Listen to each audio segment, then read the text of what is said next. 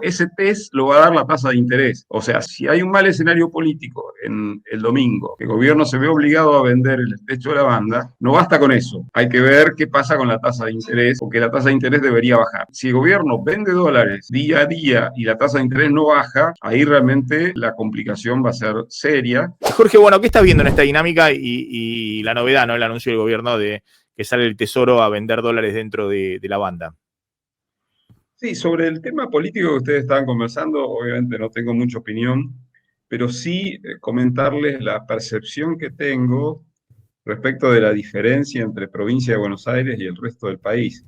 Los escuché desde hace unos minutos y a mí también me resulta inexplicable esa polarización que intenta generar el propio gobierno nacional, porque por lo visto la polarización en el resto del país no se va a dar en octubre y va a haber muchas terceras fuerzas, algunas de las cuales pueden ser funcionales a algunas reformas estructurales pendientes, es decir, me refiero básicamente a la Liga de Gobernadores, estrictamente no sé cómo políticamente la denominan, pero bueno, que son 5 o 6 gobernadores que en realidad, bueno, el de Corrientes le ha ido muy bien y se sumó a la liga esta de gobernadores.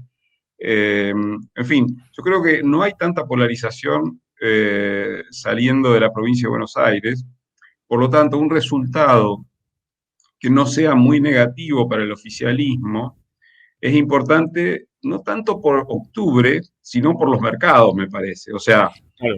porque podría haber una mala combinación, un mal equilibrio, digamos, o sea, que al oficialismo le fuera muy mal el domingo y le fuera bastante bien a las fuerzas a las fuerzas no kirchneristas en octubre, pero el tema es que falta demasiado tiempo desde este domingo a octubre. O sea, no veo el tema de la provincia de Buenos Aires tan relevante en términos de octubre, pero sí lo veo en términos de la transición del mercado desde el lunes que viene hasta las elecciones del 26. Bueno, ¿y qué Y ves en esa respecto de... transición, en esa dinámica? ¿Qué está pasando? ¿Les quedó baja la banda cambiaria? Obviamente no quieren correr el riesgo de que toque el techo de la banda. ¿Existe ese riesgo hacia adelante? ¿Qué estás viendo?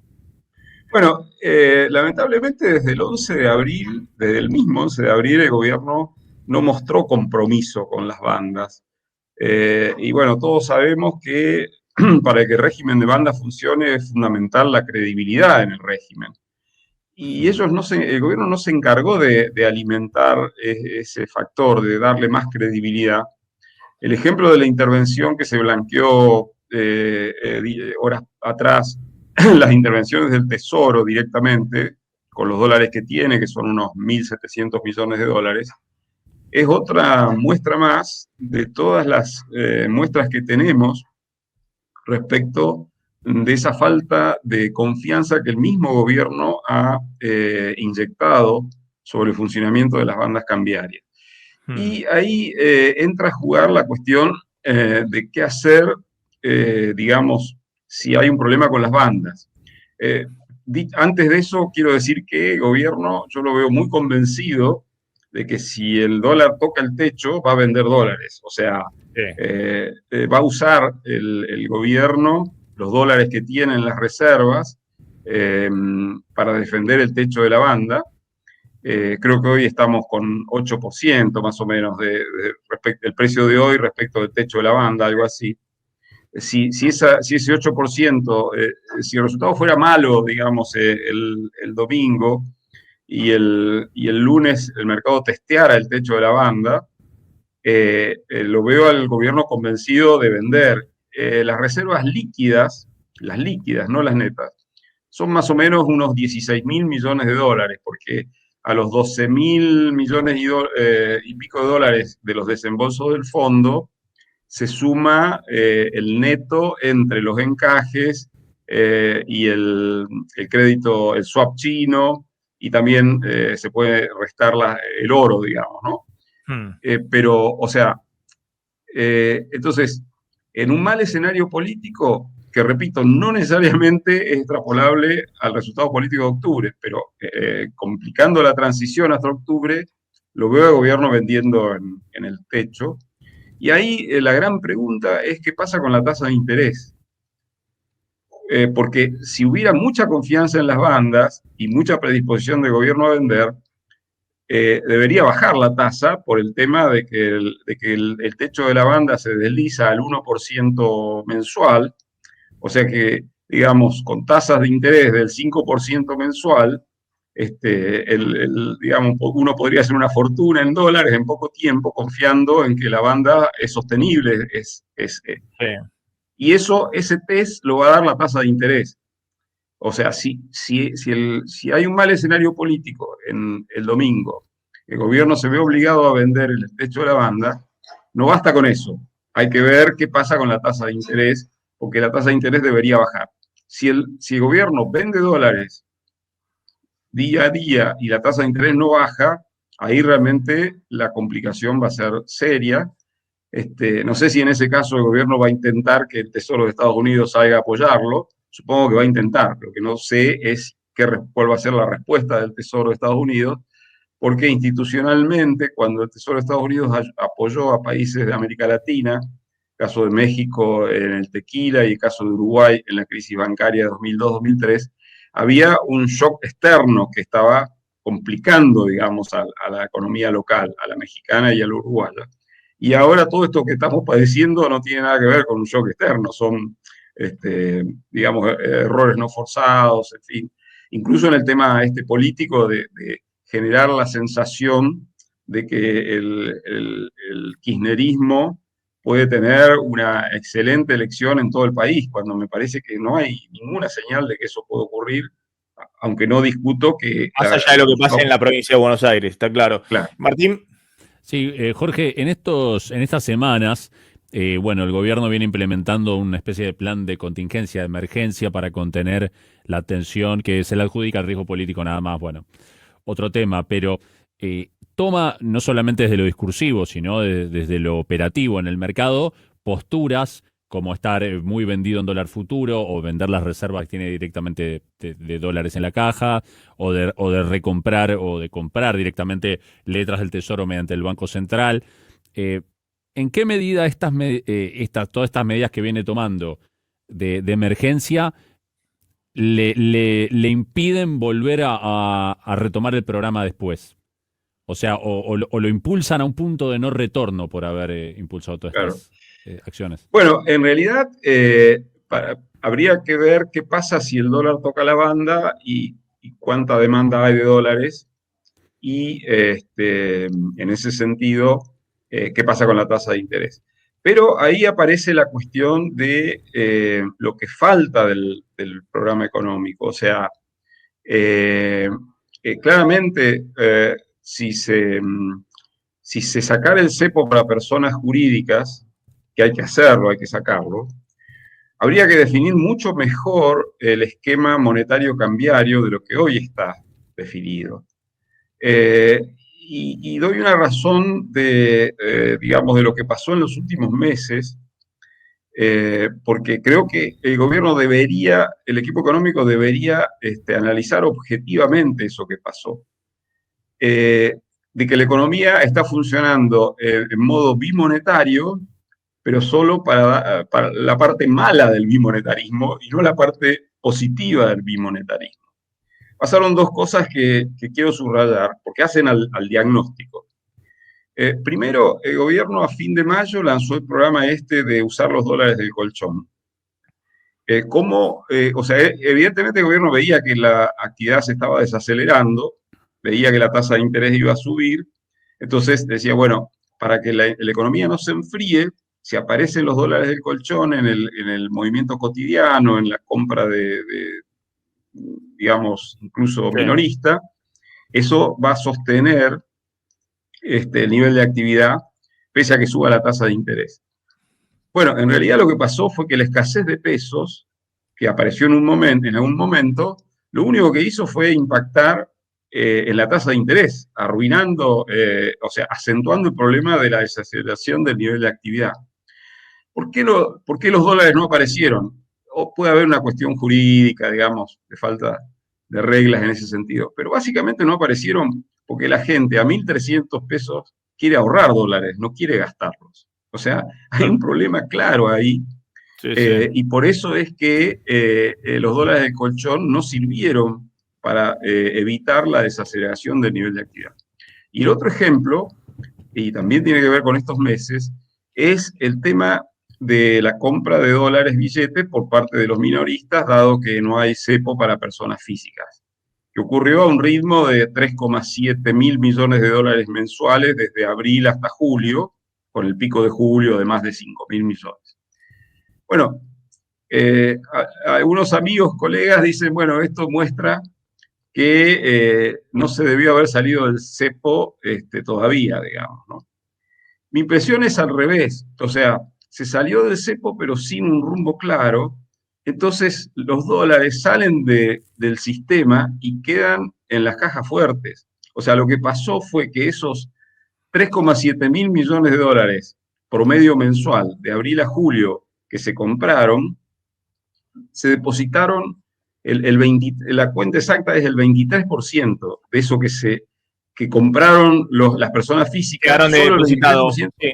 Uno de cada $4 que compraron en el mercado cambiario quedó en depósito en los bancos. Se depositaron en los Caja bancos. de ahorro. Entonces, por eso, claro, por eso las tendencias recesivas son mucho más fuertes, porque el bimonetarismo solo funciona, la turbina del bimonetarismo solo funciona en una dirección, pero no funciona en las dos direcciones, que es lo que debería ocurrir. Si uno lee bien esto que pasó en estos meses, claramente saca la conclusión de que ahora todavía no está completado el esquema político de política cambiaria y monetaria y que tienen que hacer un paso más. Y además, como Argentina, y de esto lo hemos conversado, Argentina está inoculada con el virus del cepo, de los cepos, no es algo que pasa en ningún país de la región.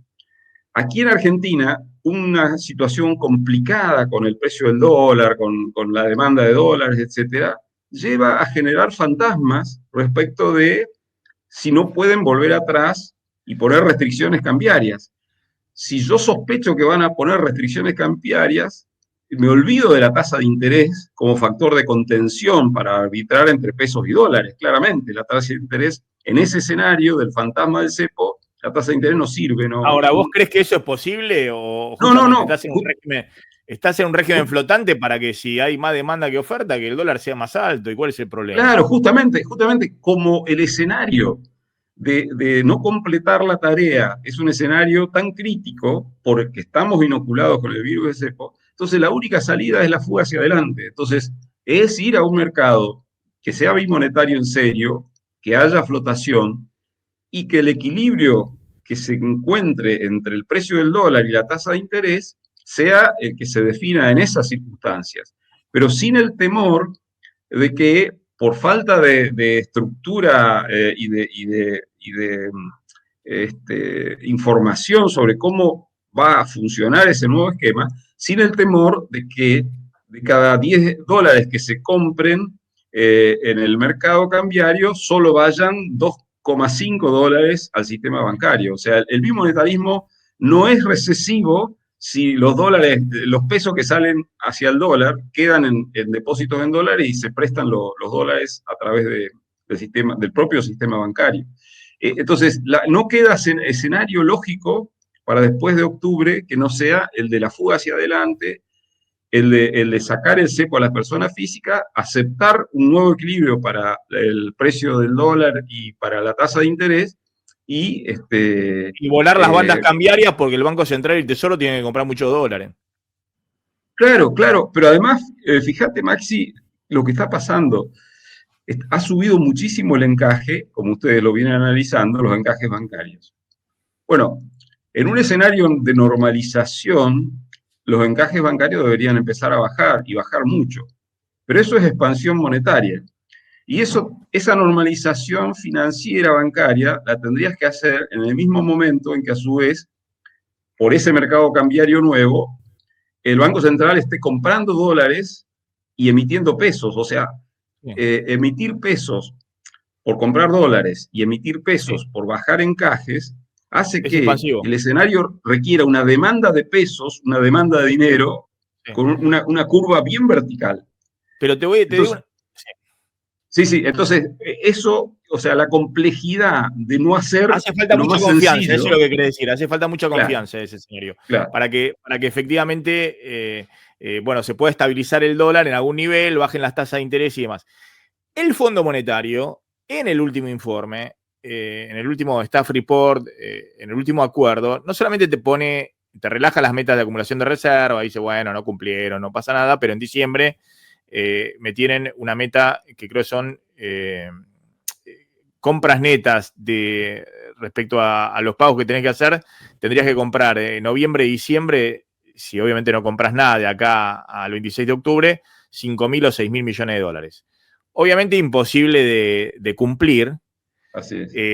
imposible de cumplir y aparte imposible de hacer dentro de la banda. Si estás con este nivel del dólar y el Banco Central te tiene que comprar 100 millones de dólares por día o 200 millones de dólares por día, no puede haber una banda ahora 5% más elevada, porque obviamente te chocas con la banda con el propio Banco Central.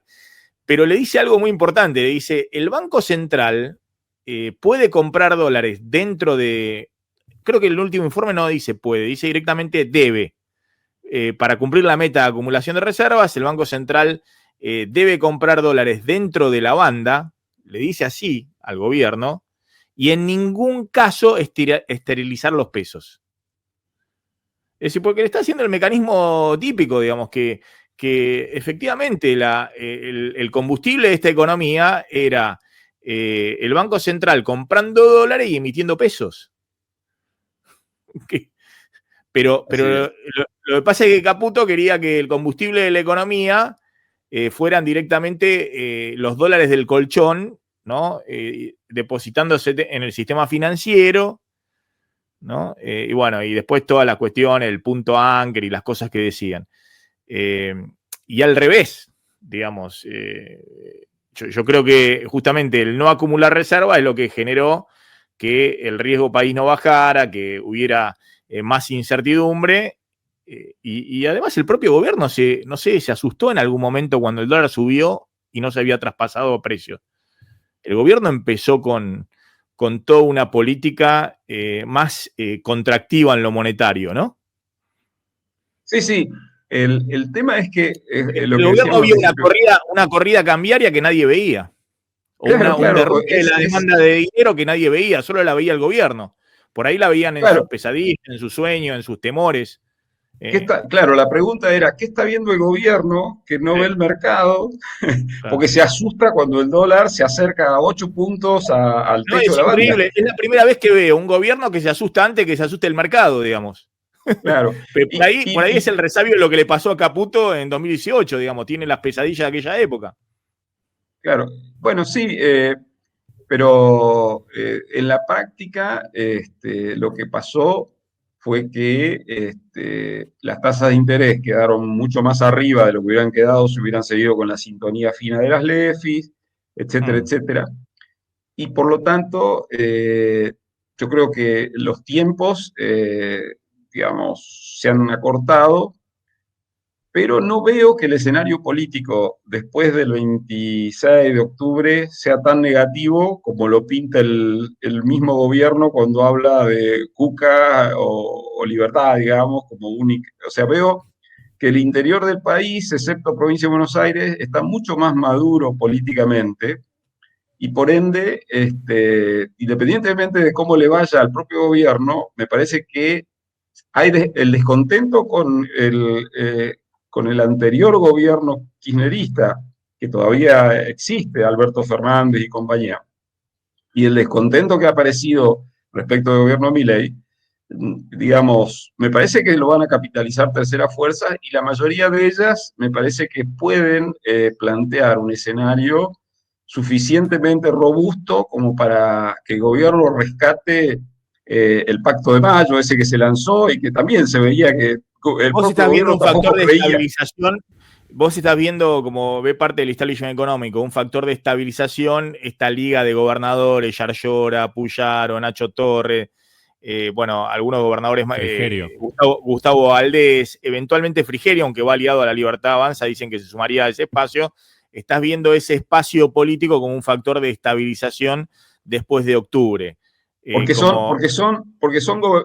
porque son gobernadores en los cuales el empleo privado es muy importante en esas provincias. Son provincias muy diferentes a Formosa, digamos, lamentablemente, la que siempre usamos para el contraejemplo. Entonces, claramente, digamos, Sí, son pero eso va a políticos. depender también del propio Milei, de cómo sale después la elección. Si después de la elección Milei sigue llamando rata absolutamente todo, hasta sus eventuales aliados, esos gobernadores van a decir, bueno, dejémoslo Claro. así y vamos a competir todos en el 2027. Claro, si la reacción del gobierno nacional es esa que vos decís, después de haber leído muy bien, eventualmente, Sí. va a haber un optimismo vuelo de gallina, diría yo. O sea, el mercado al principio estaría optimista y después diría, che, pero ¿y las reformas estructurales? ¿Cómo? Etcétera, etcétera. O sea, sería un optimismo vuelo de gallina ese escenario que vos describís. Te hago la última, brevemente. ¿Qué ves acá? ¿Ves riesgo político o ves los errores propios? Fíjate lo que ha sido el riesgo país desde diciembre de 2024 hasta agosto. Argentina ha sido por lejos el país que más aumentó su riesgo país, ¿no? ¿Habías visto esta, Martín? La puso el camarada Milcar, interesante, ¿no? No, no lo había visto. Muy bueno. Bueno, interesante, fíjate. Hasta Bolivia ahora bajó el riesgo país con el nuevo gobierno, ¿no? Que son todos más de centro derecha y el fin de la era Evo Morales y sus sucesores. Pero bueno, ahí estás viendo que Argentina, que sigue teniendo un riesgo país elevado, arriba de los 800 puntos, respecto a lo que se necesita para refinanciar vencimiento de deuda importantes a partir del año que viene. Bueno, además ha sido el país que más ha subido su riesgo país. ¿Ahí ves riesgo político, riesgo electoral o lo que dicen todos? ¿Y qué querés? ¿No acumulaste un solo dólar en la Reserva Banco Central? Solo lo que le pediste al FMI, que es el acreedor privilegiado. Y bueno, los que tienen bono en dólares dicen, escúchame, ¿y con qué me vas a pagar? Sí, yo creo que es una combinación de esos tres factores principalmente, ¿no? O sea repito, el 11 de abril se lanzó el programa y desde el 12 de abril ya empezaron a mostrar que el gobierno no estaba conforme con lo que había firmado y que quería hacer la propia, y la propia era, bueno, no emitir pesos ni siquiera para comprar dólares, para que la inflación llegara a estos meses, a estas fechas, por debajo del 1,5%, no sé bien cuál era el escenario que tenían. La inflación está llegando al 2%, o sea, tampoco es tan grave en términos de inflación lo que ha pasado, pero claramente la reserva que tenemos, las líquidas son esas que dije al principio, 15, 16 mil millones de dólares, y esas reservas incluyen parte de los encajes de los depósitos en dólares, ¿no es cierto? Ah. Entonces, los tres factores me parece, ¿no? O sea, la falta de dólares, las incertidumbres sobre cómo sigue después de octubre y el tema de también la incertidumbre política. Ahora, en realidad, Argentina no debería tener ningún problema con la deuda externa, porque la cuenta si vos haces la cuenta de intereses que pagamos, o sea, si vos mirás la deuda externa con privados, más el Fondo Monetario, más organismos, esa deuda deben ser unos 190 mil millones de dólares, más o menos, lo estoy diciendo muy de memoria. Y lo que pagamos por eso es 8.500 millones de dólares año, los intereses. O sea, pagamos intereses como si fuéramos casi Estados Unidos, pagamos intereses del 5% anual, o incluso un poco menos, sobre esa deuda externa.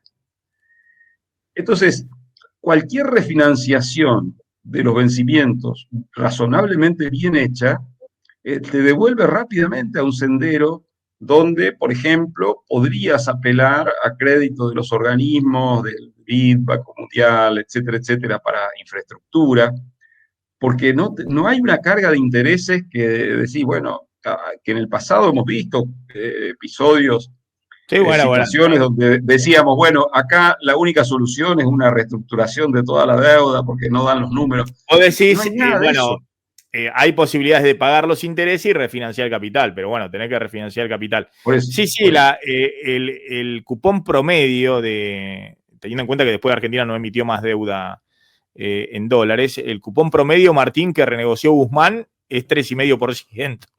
Sí, Claro, Es decir, está por debajo del costo de la deuda del Tesoro actualmente, ¿no? Cuando el Tesoro norteamericano emite deuda ahora, lo hace a un costo más elevado, ¿no? es que lo hizo en el mejor momento, con tasa cero en Estados Unidos y tasa negativa en Europa y en Japón. claro, claro. Pero para eso te tienen que refinanciar el capital de la deuda y bueno, y tenés que tener superávit fiscal y tienen que ingresar dólares. Es decir, si no tenés superávit de cuenta corriente, que ya no lo tenés, bueno, tienen que ingresar dólares a Claro. esta Vos economía. fíjate, en esa negociación después del 26 de octubre, si hay un grupo grande de gobernadores que empiezan a tallar, Sí. bueno, ese tema, por ejemplo, de cómo funciona el endeudamiento externo de las provincias, eso va a ser parte de la prenda de la mesa de negociaciones, se va a negociar, o sea, no va a salir un escenario ni 100% de un lado ni 100% del otro, pero puede salir un escenario razonable si es que, como digamos ya es medio lugar común, si es que las elecciones, incluido octubre, nos muestran que el riesgo de un retorno de un Alberto Fernández, que fue la experiencia después de Macri, que el riesgo de retorno de Alberto Fernández ya dejó de ser riesgo, o sea que en todo caso podés tener otro tipo de opciones políticas. O sea, hay condiciones como para que uno pueda tomar un poco de oxígeno mirando el horizonte, mirando hacia adelante. Pero es cierto que ahora estamos bastante agobiados por el día a día. Sí, yo creo que no solamente el riesgo de que vuelva alguien como Alberto Fernández, sino porque la chocó Macri y la chocó muy mal antes de que pudiera volver Alberto Fernández. Nadie en el 2018 imaginaba que iba a volver Alberto Fernández. Claro. O Cristina. Me parece que, bueno, ¿no? Lo que dicen todos. Bueno, todos van a decir, bueno, consigan ustedes los dólares, muestren que efectivamente pueden acumular muchas reservas en el Banco Central, que pueden estabilizar su moneda, que tienen reglas de juego consensuadas mínimas respecto a equilibrio fiscal, independencia del Banco Central, reglas de juego básicas de cómo funciona la economía hacia adelante, más allá de quién gobierne, y bueno, después ponemos una ficha, ¿no? Claro, claro, pero además un poco de menos exitismo, digamos. El modelo de país que hizo una estabilización exitosa, pero a su vez abrió su economía al mundo y creció fuertísimo en exportaciones. Ese modelo es Uruguay, el plan arrancó en 1985, pero tuvieron muchas idas y venidas, o sea, no fue algo lineal, o sea, ellos tuvieron bandas cambiarias como tenemos nosotros ahora, en un momento se agotó el esquema de bandas y en vez de ir a la flotación, no sé por qué en ese momento, cambiaron el sistema de las bandas, subieron el techo y en vez de fijar un techo atado al dólar, fijaron un techo atado a una canasta de monedas, o sea, nada va a funcionar perfecto, digamos, en los próximos años, aún en un buen escenario de la economía. Está bien. Pero lo importante es que es eso que decía antes al principio, que si hay demanda de dólares porque la gente está dolarizada, bueno, que esos dólares queden en el sistema bancario, eso es lo que hay que resolver. No, El está precio bien. del dólar de equilibrio no va a ser pero tampoco va a ser algo estratosférico. No, pero también está el tema de lo productivo en la Argentina, ¿no? Vos estás en Córdoba, que es una provincia muy productiva, no solamente tiene todo el sector agropecuario, sino la industria automotriz, metalmecánica, y claramente ahí tenés que hacer un equilibrio, porque Argentina no puede ser Uruguay, Argentina no puede Así ser es. Perú, es decir, la estabilización no puede ser Chile, digamos. Entonces vos tenés sectores productivos que inexorablemente van a seguir funcionando en esta economía. Hay que ver con qué grado de competitividad, con qué grado de magnitud y lo que sea, pero uno no puede pensar que vos vas a redefinir toda la matriz productiva de la Argentina porque tenés en la cabeza un modelo económico ideológico que es el que querés implantar. No es lo mismo. Por ahí Claro, ese modelo que fíjate viene un número que reafirma eso que funciona. decís. No, lo digo porque hoy las economías regionales están muy complicadas, Así hay es. críticas muy fuertes, incluso el sector automotriz, que es un sector que ha venido creciendo fuerte con las ventas y con todo el tema del crédito, que fue un boom, ¿no? El 60% de crecimiento de ventas. Ojo que se escuchan situaciones respecto a, ya no a la rentabilidad, sino al funcionamiento de todo el entramado productivo, con este equilibrio de dólar y apertura comercial, muy, pero muy complicado, ¿no? Muy, muy complicado. Así es. El futuro de la industria, yo veo ahí un impacto muy fuerte del abaratamiento y la mayor abundancia de gas natural. Porque el gas, siempre hablamos de gas y petróleo como si fueran dos cosas, que fueran un sinónimo, pero el gas es muy diferente al petróleo, porque el gas no es un commodity. Entonces vos tenés que el precio del gas en Estados Unidos es $4 el millón de BTU, pero en Estados Unidos, en Europa, en la Unión Europea, es $14 el millón de BTU. Entonces, un país con abundante oferta de gas y a precios razonables puede atraer mucha industria que es muy intensiva en esos usos energéticos, y entonces eso te da un plafón muy importante para diversificación sobre la base de las industrias que ya traes, sin necesidad de decir, bueno, voy a defender una industria que compita con China en lo textil, digamos. O sea, descartadas esas opciones más difíciles, tenés otro tipo de opciones.